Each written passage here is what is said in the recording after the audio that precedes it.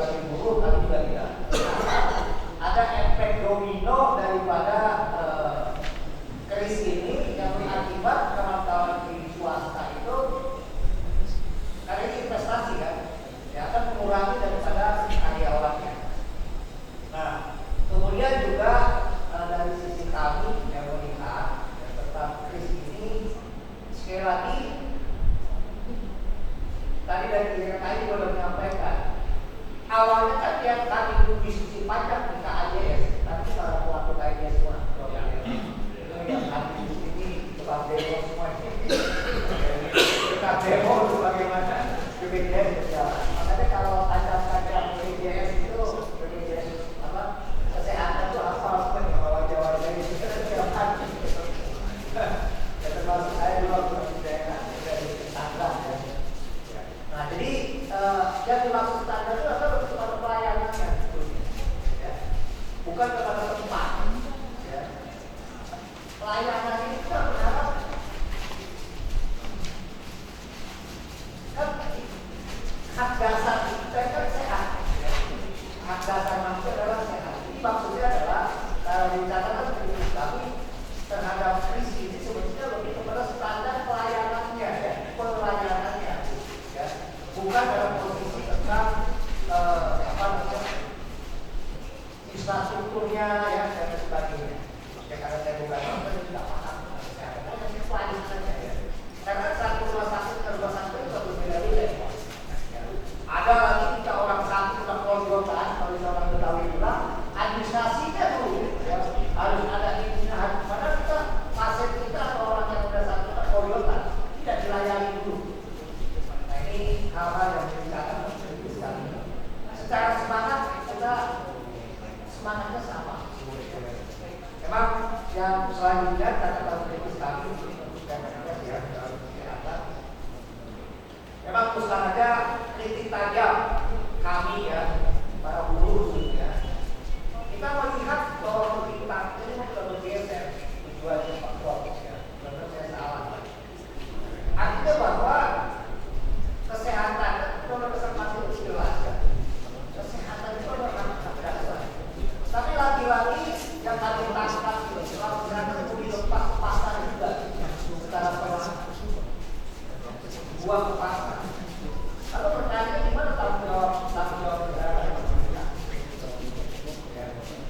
Contoh secara piramid kamera. Pak Muldoko bilang negara hadir untuk rakyatnya karena papan itu kan pokok.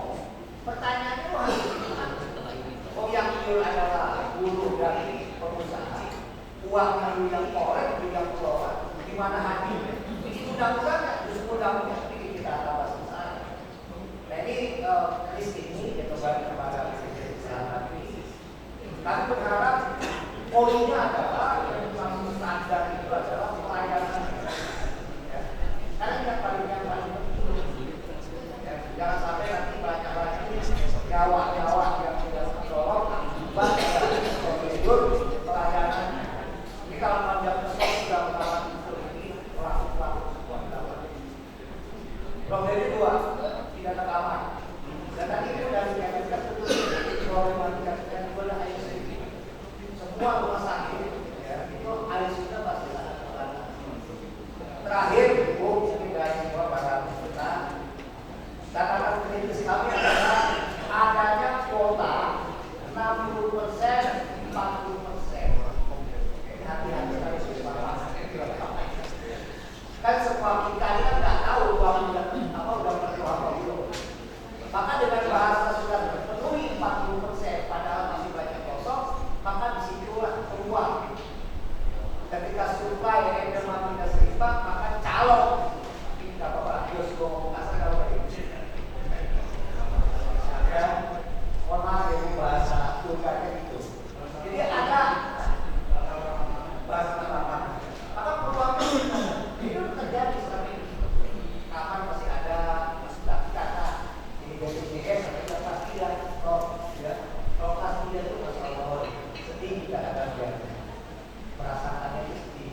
Jadi krisis memang semangatnya bagus, tapi itulah kata-kata kritis yang harus menjadi perhatian.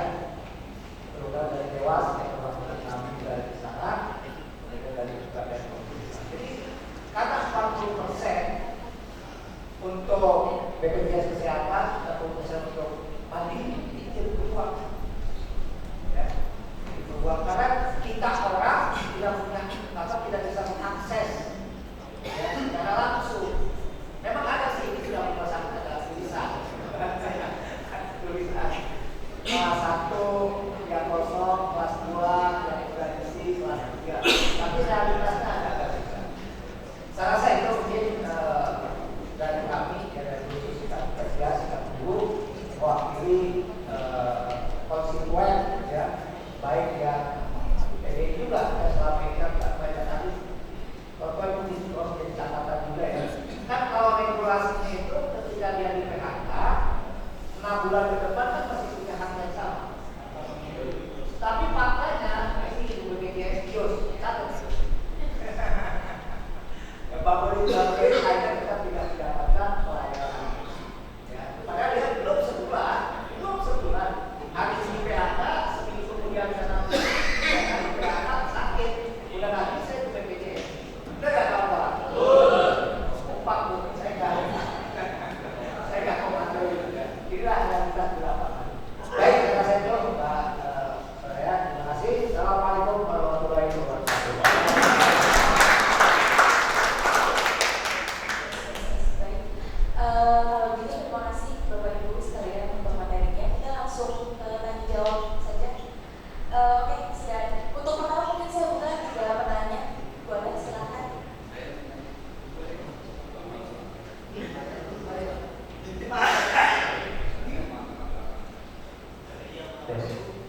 Baik, assalamualaikum warahmatullahi wabarakatuh. Waalaikumsalam. Salam sejahtera untuk semua. Terima kasih Pak Narasumber.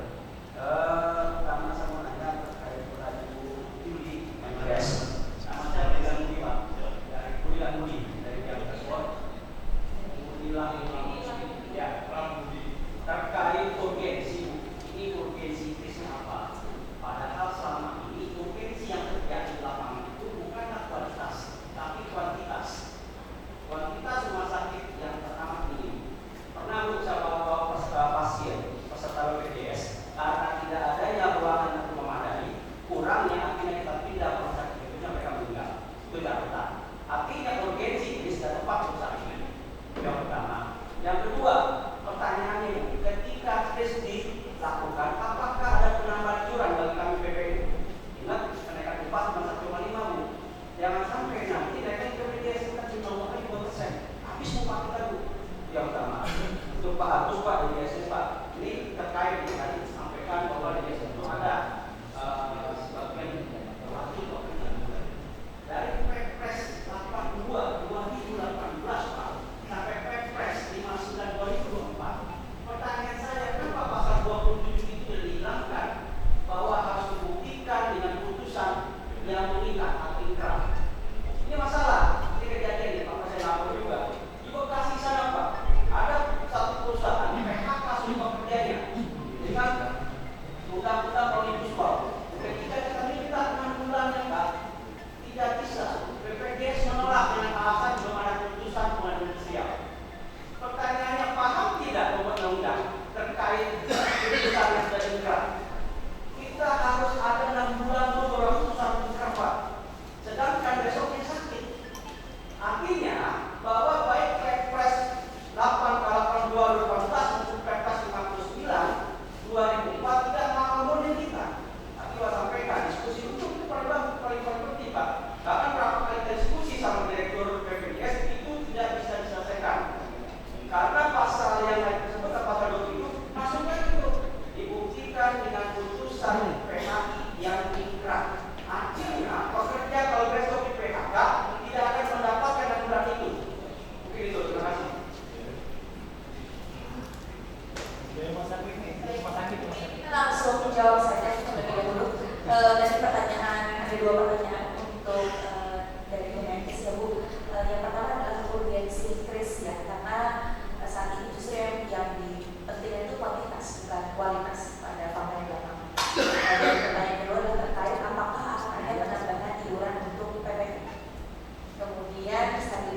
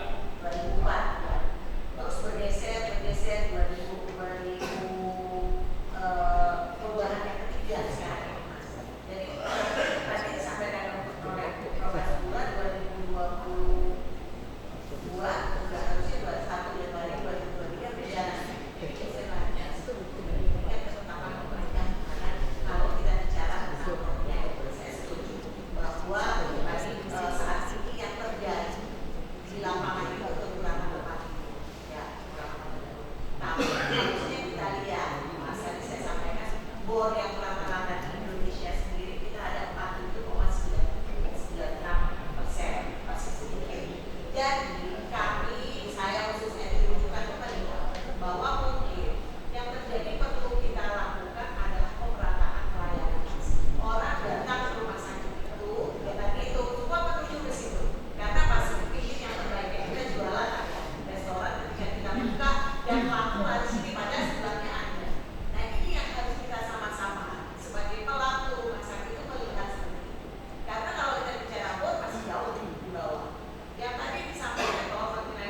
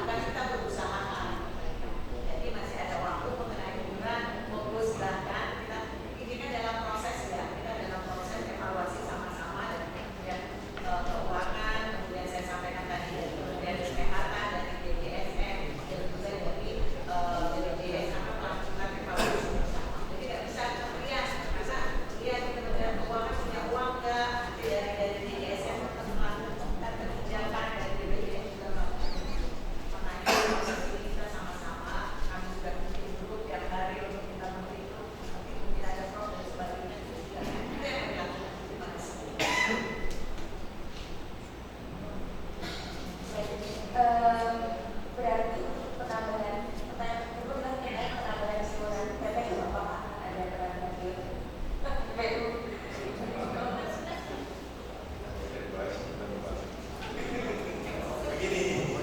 Boleh saya begini ya? Harus diingat sifat iuran. Iuran di BPJS Kesehatan berbeda dengan iuran BPJS Ketenagakerjaan.